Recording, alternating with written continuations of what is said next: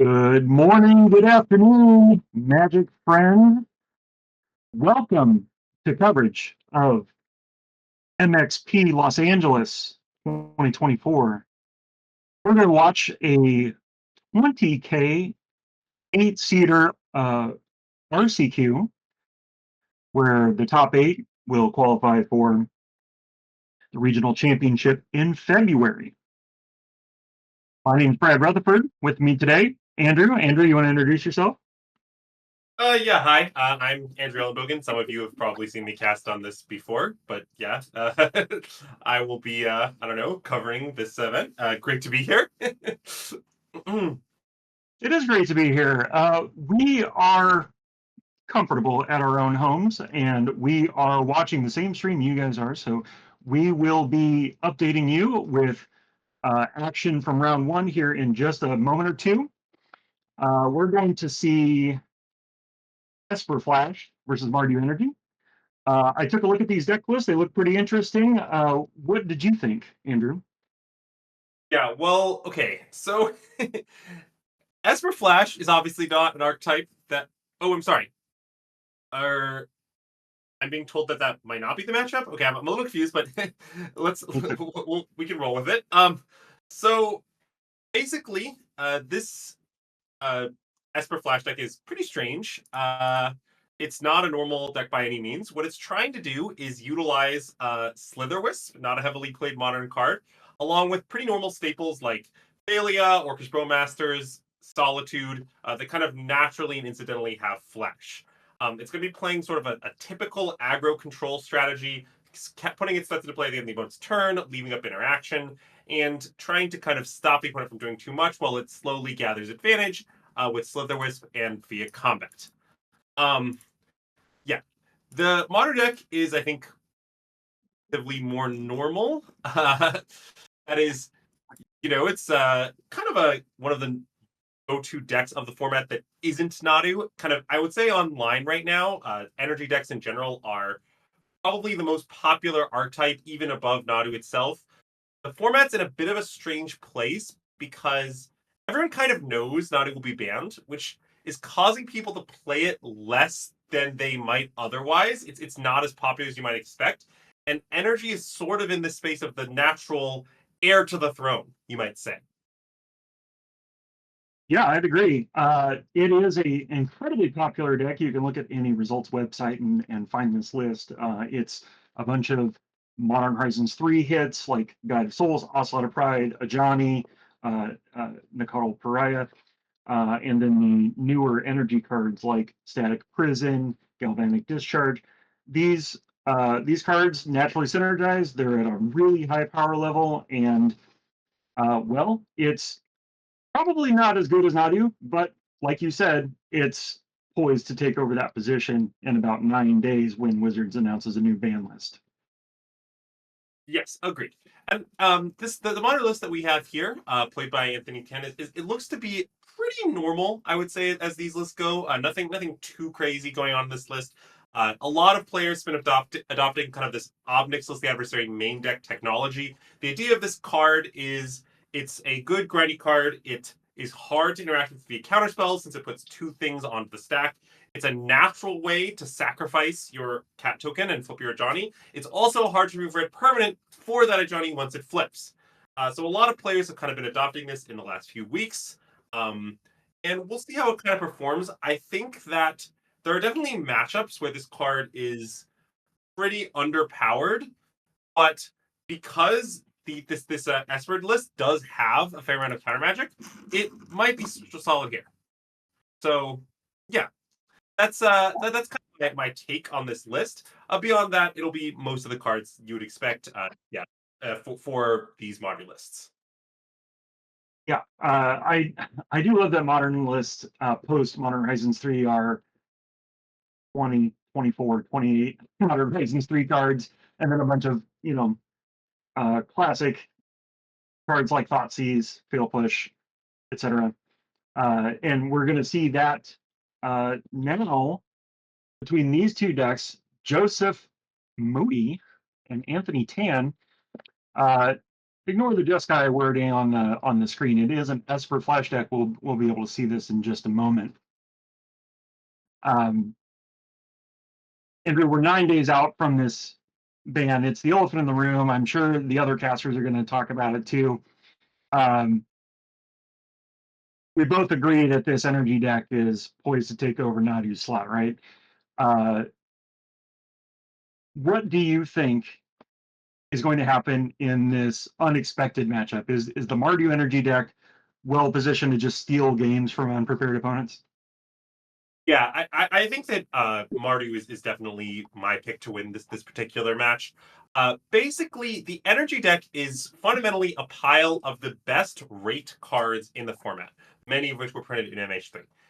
And it's hard to beat just good rates up the board if all your deck is doing is playing flash threats and in speed interaction. When you're playing a strategy like that, what you're kind of hoping is that your opponent is playing some sort of combo strategy that you can kind of disrupt on their turn while you develop on their end step, never having to kind of go shields down. But in a pure knockdown mid-range card advantage fight, you'd probably rather be the energy deck. Yeah. All right, so let's catch up with the players. On turn 2, we saw Nestle Pride eat a fatal push. We're going to Joseph's turn here in just a moment. Counter spell on the stack takes care of. Is that a Johnny? That's a Johnny. There are many arts to these new cards. Yeah, and this kind of opening is what Joseph Moody would want. It's how Joseph Moody wants the game to go. Flash decks traditionally are very bad from behind. They're good from ahead. So the fact that Anthony hasn't been able to get anything going despite having a 1-drop and a 2-drop is exactly what Joseph Moody wants the game to look like. Already we're sculpting up a game here. Joseph at 13 from some shocks and fetches, sitting on a grip full of cards here while Anthony spends his energy on his third turn and deploys an Interrupter. Let's see what this yields. Whoa. It's actually a pretty big shields down one with the FF resolves here, because I think if Joseph Moody had a counterspell or even something like a Tashana's Tidebinder would probably be used here. The Interrupter is a pretty big threat. It's a natural 2-for-1, something Joseph Moody probably doesn't want to let through. So I think Anthony can now reasonably conclude that Joseph doesn't have the counterspell. Now, maybe Joseph Moody has Subtlety, which we see there are 3 copies of in his list, and simply didn't want to pitch a card here. That's possible. But Anthony should know that Joseph doesn't have an actual normal counterspell, like a stack-based counterspell that works. So, yeah. Right. There's Slither Wisp. Joseph had deployed that at end of Anthony's turn. That's Ikoria All-Star. It's going to trigger, presumably trigger, off of just about every spell in Joseph's deck. Anthony's sizing up the situation. Probably not super familiar with Slither Wisp as an archetype. Oh, certainly not, but it's the sort of card that when your opponent plays it, you're like, yeah, I should probably kill this. Like, look, I'm not saying Anthony knows every card in Joseph's deck. He probably doesn't know exactly what mixed interaction Joseph's brought. But if you're playing a card that says whenever you play something flash, you draw a card, probably they have a lot of flash cards. You need to take care of that. Indeed. We've got a Static Prison on the stack. In response, Joseph has flashed in. This is the card I had to look up. Cunning Nightbonder. The one in this deck helps out the other flash spells. There was a trigger from the Slither Wisp, of course, because that card has flash itself. Static Prison. Go ahead. I was just going to say that making the flash spells cheaper and uncounterable isn't going to be incredibly relevant in this matchup. Obviously, the discount is nice. It's never irrelevant. But this is a matchup that's likely to be more about cards than it is about tempo. And obviously, the counterspell clause is completely irrelevant. So, Cunning Nightbonder, obviously fine. It's 2-mana 2/2. It came in and draw a card here, but nothing exciting, I would say. Indeed, indeed. So the follow-up to that was the second Interrupter, in which also reveals another Guide of Souls. Guide of Souls, much better than Soul Warden, on the battlefield now. As you can see, it's already cranked Anthony's energy count up to 6. And Anthony attacks. It's 18-11 life totals, while Joseph debates a block with his Cunning Nightbonder. Now, what just happened is a little interesting because Anthony has 2 Guide of Souls, so he could have chosen to use all 6 of his energy to kind of put 2 counters on both of his attackers, or 4 counters on one of them, I suppose. So it's interesting that he chose not to do that. Maybe it's because he thinks he needs this Aether Hubs to make colored mana for something else. Maybe it's because he wants to put the counters on a different creature than that Anthraptor, since it can already naturally attack into Night Bonder. It's interesting, and I want to see what Anthony's kind of plan for this energy is. Yeah, as you can see, Anthony is a little tight on land, so I do think the Aether Hub theory pans out here. Joseph took his 5th turn and passed. That's what I would expect out of a Flash style deck. And Anthony has a 3rd Anthraptor. Joseph not too happy about that. Yeah, this is kind of what the Mardu energy deck does. He's sort of just drowning Joseph in efficient 2-for-1s. This card only costs 2 mana. It puts him up a card. It's going to be a huge problem for Joseph. Ugh. And we cascade into Flage too, another 2-for-1. This Flage is going to come in, maybe to counterspell, maybe kill the creature. Then it's going to come back repeatedly. Yeah, I think that this game is going to be over in a hurry. I think Joseph agrees with that assessment. Joseph at 6. Anthony looking to swing with all 4 threats. Declines to use the energy.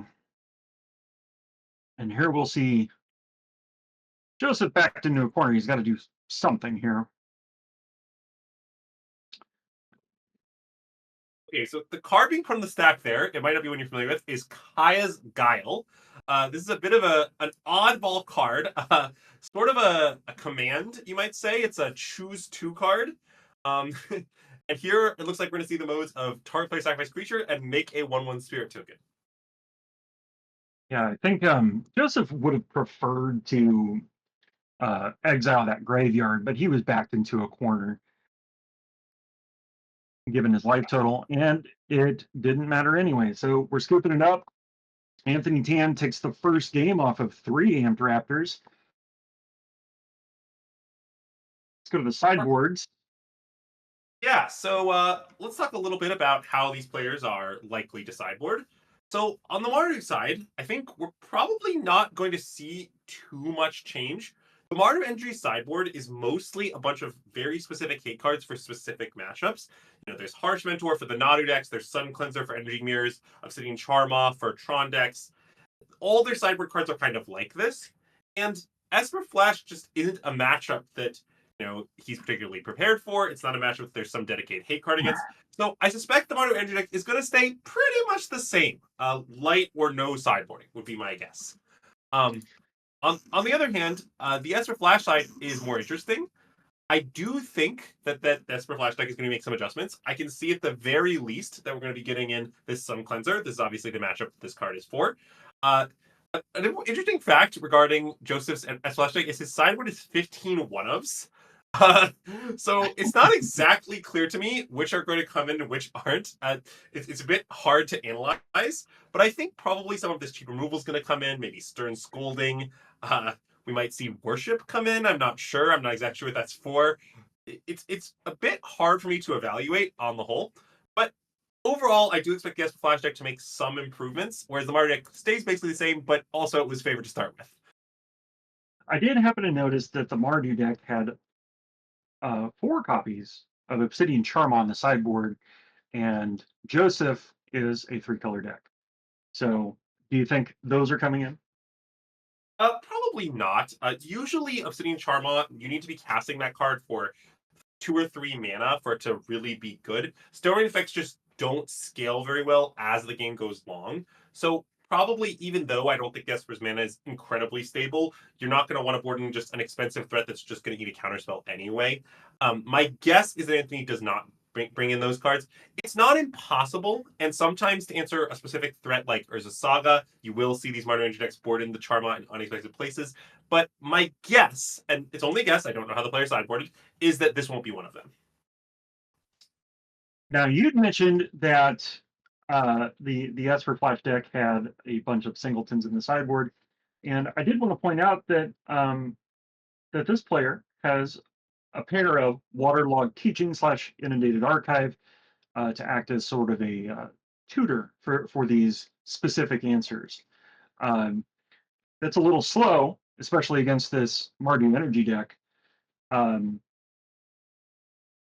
I can see what brought him to this point.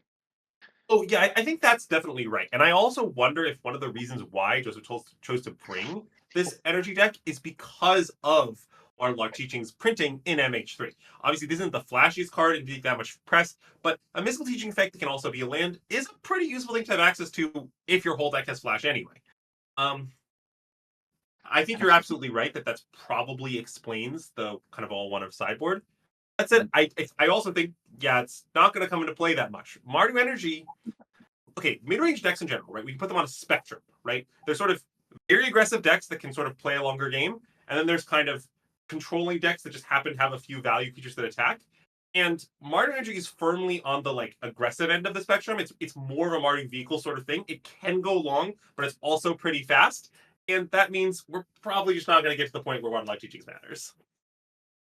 And you noticed that there was a copy of Worship in the Flash decks sideboard, and I also thought that was interesting. In the past, I've known players to board that card specifically for decks that cannot answer them in any efficient manner. Is the Mardu Energy deck one of these decks? Is there a clean answer in the Mardu deck that will take care of a Worship? Well, sort of. I mean, it is true that the Mardu deck has access to Static Prison. There's 2 copies in the main of Anthony Chan's list, and most lists play somewhere between 1 and 4 copies of that card. And that card can answer any permanent, including Worship. That said, it's a pretty limited answer. He doesn't have that many of them. He doesn't know necessarily to hold him to Worship, and there's a chance he kind of gets punked if he's not expecting it. So I think there's a chance the Esper deck will still board in the Worship. I also think it's kind of hard for the Mardu deck to kill literally all of Esper's creatures when some of them generate 2 bodies. For example, you really don't want to be spending a spell removing that Orc token from Orcish Bowmasters. And if you can't answer the Worship and you can't answer all the creatures, then it's probably pretty good. So I think he might board it in. I'm not sure. All right. Game 2 underway. Joseph on the play as he lost the first game. Leads off with a tap dual land. Anthony shocks himself with Sacred Foundry, and it is that Ocelot? That it's Ocelot Pride. The white Ragavan has entered the battlefield. I think I need to increase the size of my screen. Here we go. Joseph, turn 2, shocks in a Hallowed Fountain and passes. So could be anything, says Joseph. Anthony tests that theory and sends the Ocelot Pride over to Joseph, dropping him to 17. Right, and this is actually somewhat of a heads-up play by Anthony here. He wants to send the Ocelot Pride first, see if it connects. If Joseph Moody plays a rule spell on Ocelot Pride and prevents kind of the hit, then Anthony kind of knows that this is clear to play what he wants. Whereas if Joseph Moody takes it, then it's not so clear. Maybe Anthony wants to play a test spell, one of his weaker threats. Maybe he doesn't want to play anything and force Joseph to kill the Ocelot Pride first. It's a bit tricky. But one of the challenges here is that Ocelot Pride isn't actually going to make the token till the end step. Ocelot Pride doesn't trigger until at the end of your turn when it checks if you gain life freeze that turn. So Joseph Moody doesn't have to act now. He can wait to kill it until the end of Anthony Tan's turn. So there's some interplay here where Anthony might want to commit a spell to force a counterspell to force to give him the token. He might want to play bait spell. It's sort of not clear how Anthony wants to play this out. Yeah, that's an astute observation. Anthony's follow-up was a shock. Was a fetch into a shock land into Thoughtseize, and we're going to get a good peek here. That's Subtlety, Teferi Time Raveler, Snapcaster Mage. Oh, what is that white card on the end, Andrew? Do you recognize the art? Rabin Charm. Yeah, so I think very few people might be familiar with this card unless you played a lot of MH3 Limited, which conveniently I have. And yeah, you can see Anthony Dan picking up to read as well. But what this card is going to do is it's going to deal damage to a creature equal to twice the number of creatures that you have, or it's going to destroy an enchantment. Uh, it's very strange. I don't know exactly what Joseph Moody is intending by signing this card in. Maybe he just wants kind of another cheap instant removal spell, and this is the one that he has access to. Maybe he's hoping to nab a static prison and free his key permanents, such as Slitherwisp. I'm not exactly sure. But regardless, I'm a bit worried about the fact that Joseph Moody does not have a third land. Oh yeah, yeah, that is going to be a problem when half of the deck costs 5. There is a third mode on Craven Charm, exile any number of target players' graveyards. It probably wouldn't come into play here, but it might nab a Flage if it poses a threat. Yes, sorry. I did not mean to discount third mode. You are right that given Flage, there's a chance that we see that. Given how this game is looking, that seems a little unlikely right now, but you never know. Indeed, indeed. Guide of Souls for Anthony Tan. Follow-up is Amp Raptor. Again, here's a subtlety out of Joseph in response, exiling the Teferi that we saw in the hand earlier. From Anthony's perspective, this is a totally fine exchange. Look, he played a card that is a 2-for-1. He gets his 2-for-1 in terms of the subtlety and the blue card from hand, and he's going to get to run the same 2-for-1 back next turn. Indeed. That's Samwise.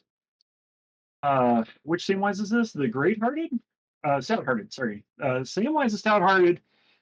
Got flashed in. This is a 2-1 from the Lord of the Rings expansion set. When Samwise enters the battlefield, you choose up to 1 target permanent card in your graveyard that was put there from the battlefield this turn, return it to your hand, and then the ring tempts you. Now, yes, so this is actually gone. kind of nice. Good.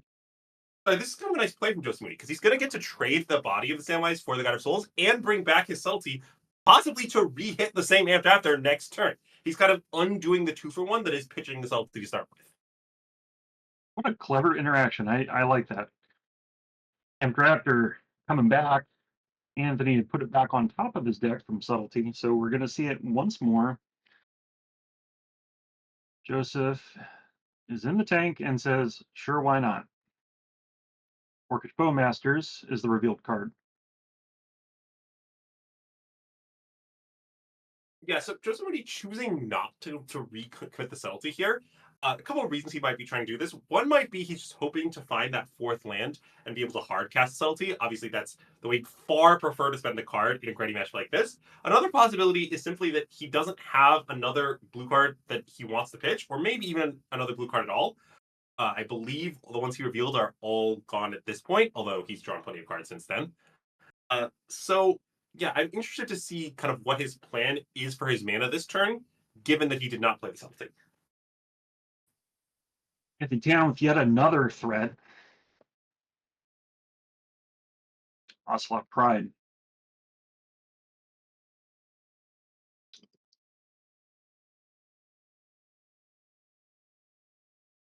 There is our first surveil land of the tournament. I'm sure we'll see many more of those. Yes, absolutely. And that's going to kind of help Joseph Moody hit that 4th land drop to kind of ensure that he can hard cast subtlety next turn. That said, I'm pretty worried it might be too little too late. Something that you should keep in mind regarding this Esper deck is Joseph doesn't have any real sweepers in his 75. His deck is trying to kind of take the initiative and keep the initiative with these cheap and free interaction spells. But once the game kind of spirals out of control, he doesn't have any single card that can pull him back into it. He sort of has to do it the hard way. And Anthony's board is just really wide. It's going to take a lot to pull things back from the brink here, given that Anthony has 5 bodies in play. Yeah, Joseph on his back foot again at 16 live, facing down 5 attackers. Did draw a Fatal Push. That was revealed from the surveil. Joseph is in the tank thinking, I believe he has a Kaya's Guile in his hand again. That spicy one that we saw in the first game. Yeah, I mean, That card is pretty awkward against the Johnny, though. For example, if Joseph chooses to sacrifice a creature, Anthony will be like, "Thank you very much. I will flip my Johnny, make a Planeswalker, and start pumping out cats." On the other hand, what is he supposed to do with it? The only modes that really apply here are make a spirit and sack. So, given that sack is awkward, Joseph Moody's kind of in a tough spot. Boy, this Mardu energy deck, real good on its own, but seems to be excelling here. All of these threats line up really well with Joseph's answers. Yeah, absolutely. I again, I would not want to be trying to play sort of an innovative mid-range deck, especially one that plays best from ahead, uh, against a deck like Mardu Energy. It seems like Joseph Moody's nightmare matchup to me. Sure.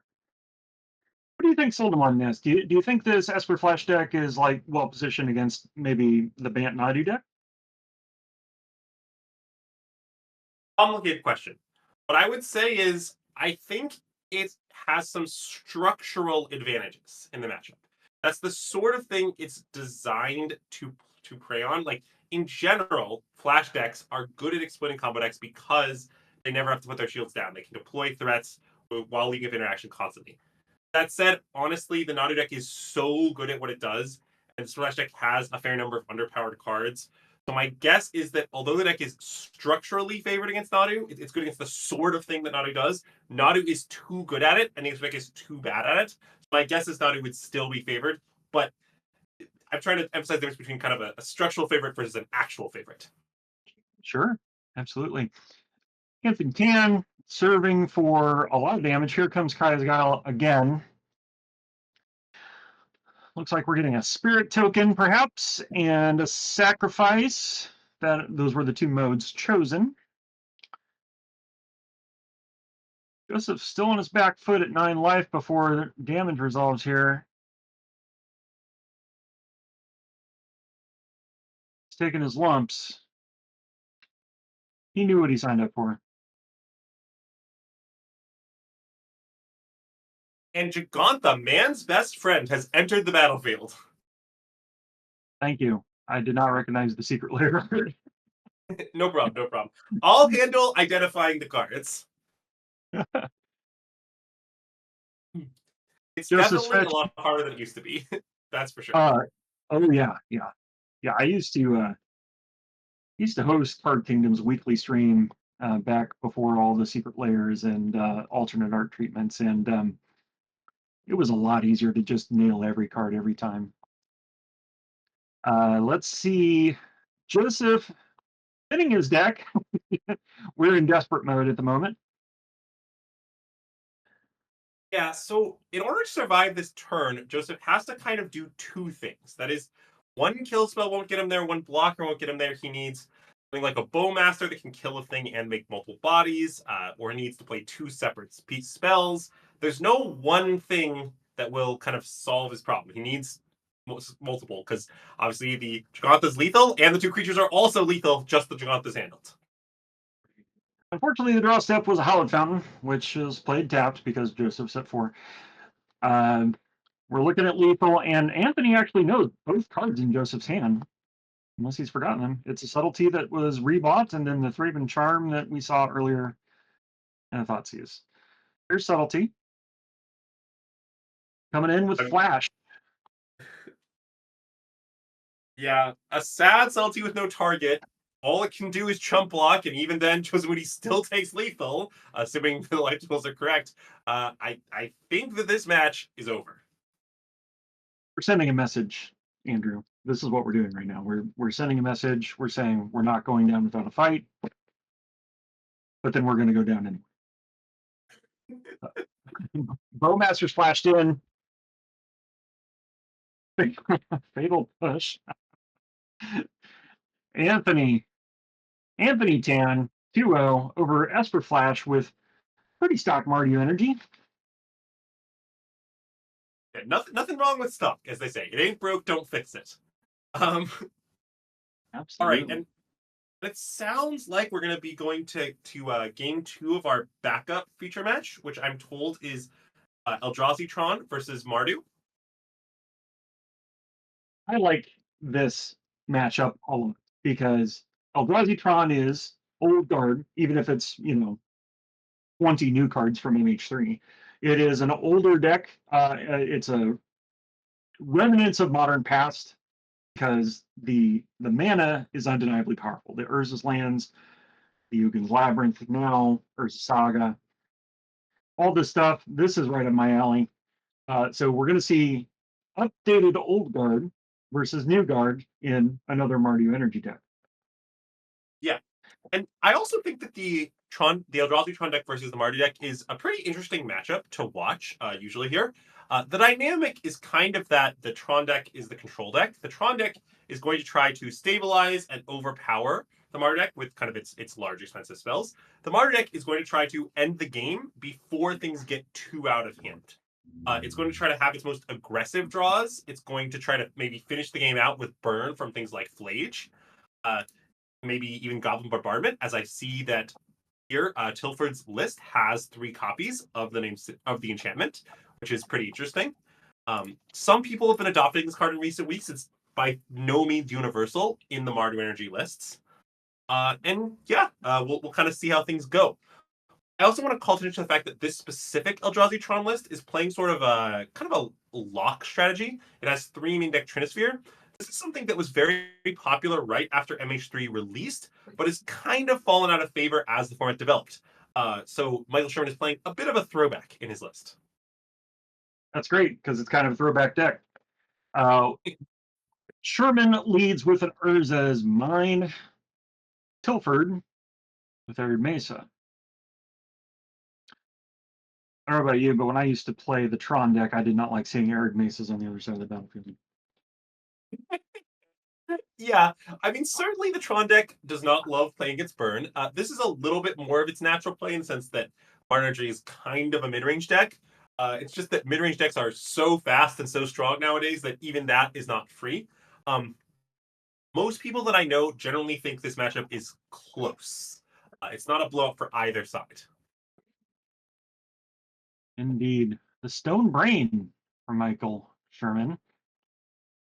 Yeah, so main deck Stonebrain is some technology that was pioneered by some of the teams at the most recent Pro Tour. The idea is that you can punk out your Nadu opponent by playing Stonebrain in game 1, naming the namesake card Nadu, and get things done. Although, wait a minute. Is this post board? What is the Stonebrain? That is surprising, actually. Yeah. Sorry, we're on a delay and we're looking at game 2. So this is a post board game. Oh, that's, I think, very interesting. I don't know what Michael Sherman's intent is with Stonebrain Afterboard. In general, Mardu Energy is a deck of all individually good cards, which means no kind of one thing in their deck is the most important. Like, if you ask what is the best card in Mardu Energy, there isn't really even a concrete answer. Some people might say Johnny, some people might say Ocelot Pride. There's no single card that's better than the rest, which makes an effect like Stonebrain seem not very effective to me. That said, I will say that because Michael Sherman is playing 4 copies of Card Great Creator, and therefore his sideboard is mostly one of wish targets, he doesn't really have much to board in. So my guess is what happened here is Michael Sherman just said, look, my deck has main deck Trinispheres. They're not very good. I know the Stonebrain isn't good either, but I think it might be slightly better than Trinisphere, and make that swap. Yeah, that's always the logic that I lean on whenever I see like what I would say an unusual sideboard choice. This card just happens to be slightly better than a different card that was in the deck. Yeah, and the fact that Michael Sherman has given his whole sideboard to Karn is a big part of why he's in the situation. Not that he's wrong to do so. Karn's obviously incredibly powerful, but there is a cost. Indeed, indeed. Tilford did have to see that Michael's going to have Urzatron online next turn. So 7 mana is going to be available. We've thought sees the One Ring.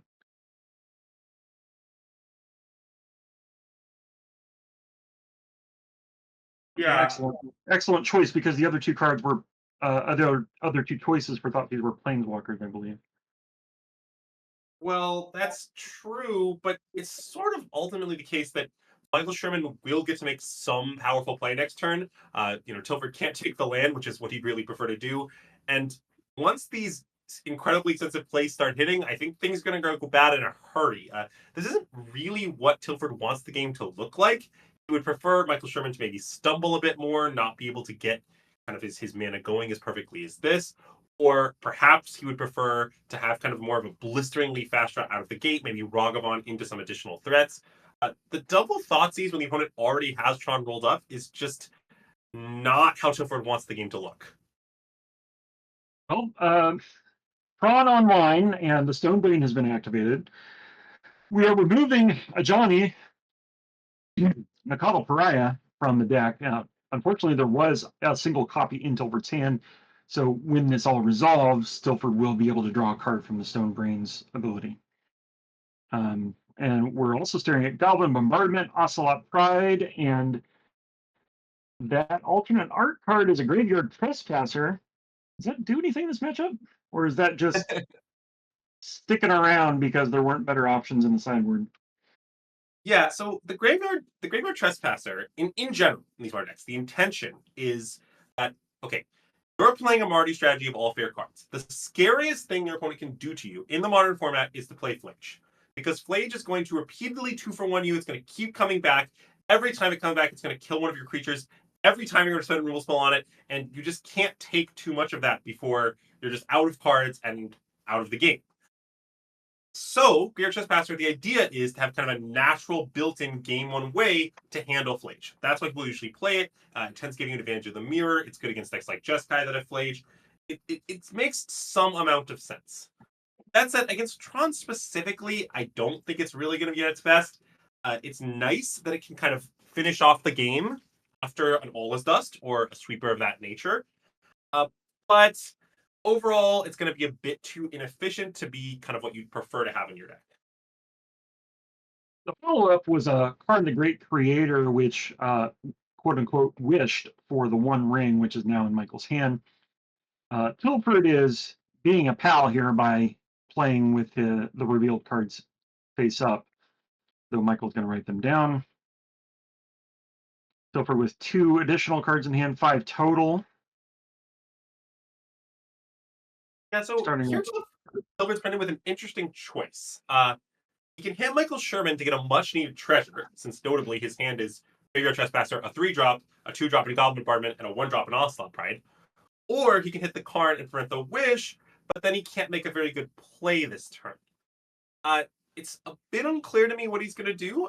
My guess is that the Karn Wish is so valuable, he's going to accept that his turn is a bit awkward and kind of just hit the Karn for 2. But I'm not entirely sure.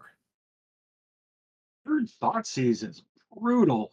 Nails that copy of the One Ring, revealing just an Eldrazi Temple in Michael's hand. And I believe that I did not see the Thoughtseize hand. That makes this line much, much better. Now Tilford gets to take the One Ring, hit the Karn, deny the Wish, and Michael Sherman is on fumes. Now, these Tron decks are very good at top decking. Look, they're designed under the assumption that most games we played with Tron on the table, and therefore the deck is filled with high impact next to threats. That said, Michael Sherman has apparently drawn the Stonebrain, which couldn't be of less help in this situation. Yes. Eldrazi Temple comes down, the Stonebrain in the hand. Are we going to play it? We are! Might as well use it. Why would you play it if you weren't going to use it? So the Stonebrain. Now, Michael did have the advantage of already knowing the 2 cards in Tilford's hand. But we've named Ocelot Pride to remove future copies. Funny that you mentioned that. I think using the Stonebrain might have been a mistake here. Okay. If I were Michael Sherman, I believe what I would have done is to play the Stonebrain and plus Karn targeting it to have a 2/2 blocker. That definitely plays. So I think Michael Sherman got a little hasty here. He's just thinking, the natural use of this card to take something away. He doesn't have that nothing got great take away, but this is the card I got. I guess I'll hit Ocelot Pride as maybe the next best thing. But I think he's kind of missed the fact that Karn's Plus, although usually blank, might have had a use here. Very understandable. Again, it doesn't come up that much, but yeah, I think I would prefer the 2/2 blocker. Absolutely, yeah. Ragavan, a 2/1. Ocelot Pride, a 1/1, so the 2/2 actually plays real well. But It dominates the board in a sense. that's a pretty bold claim. but it's true. When the Stonebrain is a 2/2, blanks your opponent. Tilford.